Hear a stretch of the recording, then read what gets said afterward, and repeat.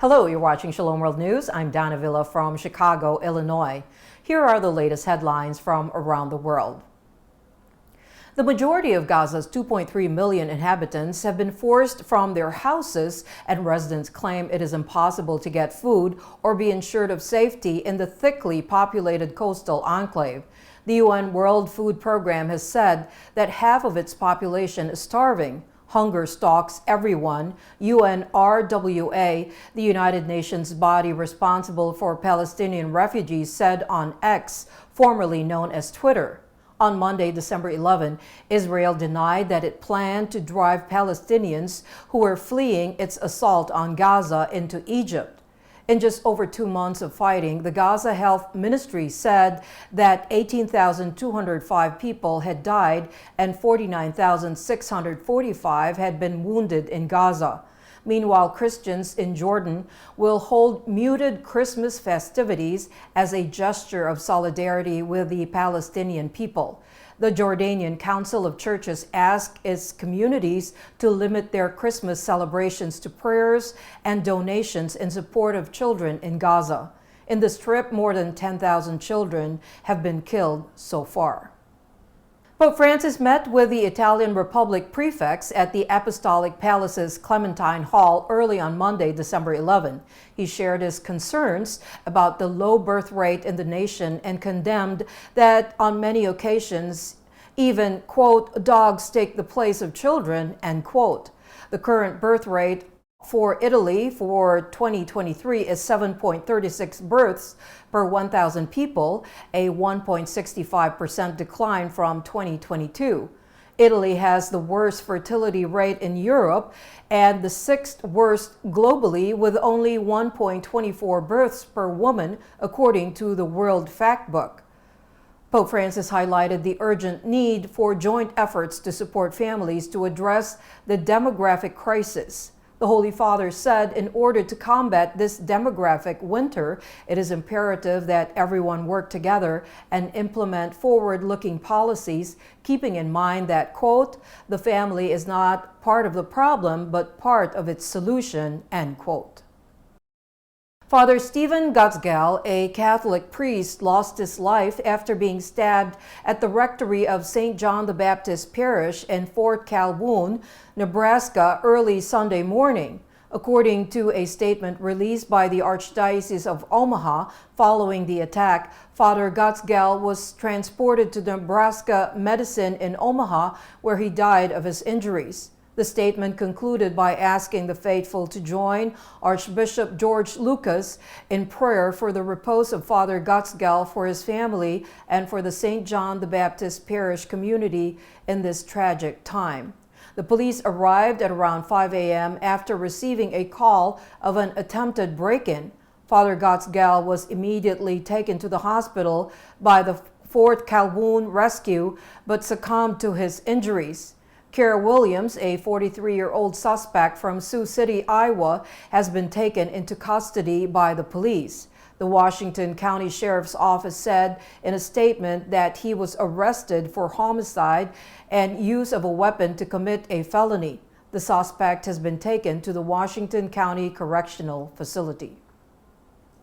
The Russian occupation authorities have prohibited the Ukrainian Greek Catholic Church and other Catholic organizations from operating in the occupied areas of Ukraine's Zaporizhzhia region. The church website said that the authorities had issued an order prohibiting social service-oriented activities by the church, Knights of Columbus, and Caritas in the seized zone. According to the order, the UGCC's actions were deemed to violate legislation on religious and public organizations of the Russian Federation. The order alleged that churches stored explosive devices and weapons and disseminated literature calling for the violation of the territorial integrity of the Russian Federation. French President Emanuel Macron extended an invitation to Pope Francis to attend the reopening of the Notre Dame Cathedral. The much-anticipated reopening of the Notre Dame du Paris is scheduled on December 8, 2024. A devastating fire consumed the cathedral during its renovation and restoration work in April 2019. The president, on his recent visit to the cathedral, along with the French First Lady Brigitte Macron, remarked about the extraordinary progress of the work on the nave, the choir loft, and the frames. During the visit, he also announced the opening of the museum to commemorate the restoration period after the 2019 fire. Two Christian teachers in California are filing legal action against the school district over its gender policy. Rincon Middle School teachers Elizabeth Mirabelli and Lori Ann West filed a lawsuit against the school, the Escondido Unified School District, and the California Board of Education, citing policies that force students to conceal gender dysphoria from their parents against their First Amendment rights and Christian faith. The lawyers are accusing the school of preventing the safe return of teachers to work in defiance of a court order. Canberra-Goulburn Archbishop Christopher Prow raised concerns about the provisions of the Australian Capital Territory, or ACT's, newly proposed bill on voluntary assisted dying, also known as VAD. The Archbishop said that ACT's proposed legislation is undermining religious freedom, as the provisions in it forces healthcare facilities with a conscientious objection to VAD in providing the services upon a person's wish. The prelate said that no Catholic healthcare facility will take steps in the process of voluntary assisted dying. Submitting his concerns regarding the bill's silence on the rights of faith-based facilities to the Select Committee, Bishop Prow remarked, quote, "Simply exercising one's conscience in full is sufficient to be considered and penalized as a criminal," end quote. Father Kingsley E and his driver, who were abducted in Nigeria's Imo State, have been freed by their kidnappers after almost 8 days in captivity. On November 30, 2023, Father Eze, the parish priest of St. Michael Catholic Church in Omoekebi community, and his driver were kidnapped while making some purchases. The kidnappers first sought a ransom of $63,357 and then dropped it to $12,669. Although no official police confirmation has been provided, it is reported that a ransom of $626 has been paid for the release.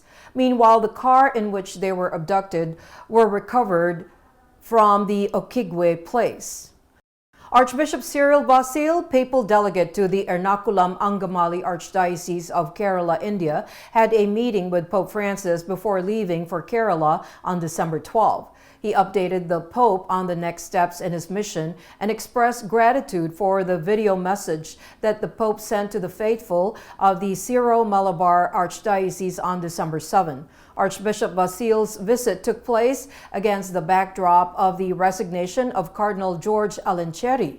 In the video message, Pope Francis called for an end to all divisions and violence caused by the disputes over the liturgy of the Eucharist.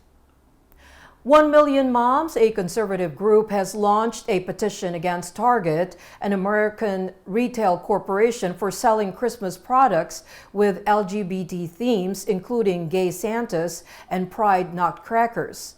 The group contends that these products are disrespectful and unsuitable for the holiday season, expressing concern about their potential impact on children's perceptions of homosexuality and transgender identity.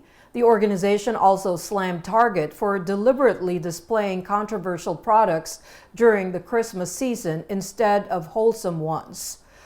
Over 15,000 people have signed the online petition so far. Iranian authorities have prohibited Mahsa Amini's family travel to France to collect the highest human rights award from the European Union on her behalf. Mahsa was a 22-year-old Kurdish-Iranian woman who was arrested for not wearing the hijab and later died while in police custody. Iran witnessed widespread demonstrations following her death last year. Amini's father and her two brothers were refused permission by the authorities to travel to Strasbourg, France, to accept the Sakharov Prize for Freedom of Thought. The only person authorized to go and receive the honor on behalf of the family is their legal representative, Saleh Nikbat. The United Nations assisted missions in Afghanistan called on the Afghan authorities to embrace and uphold human rights, stressing that it is essential for the country's future well-being, reconciliation, and stability. It reiterated its commitment to the rights of women and girls in Afghanistan by issuing a statement on World Human Rights Day.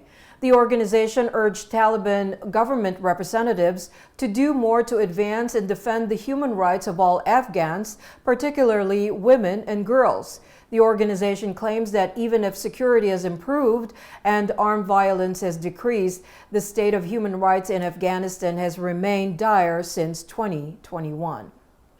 And those are your latest headlines. Do join us tomorrow. In the meantime, you can visit swnews.org for more updates. Shalom.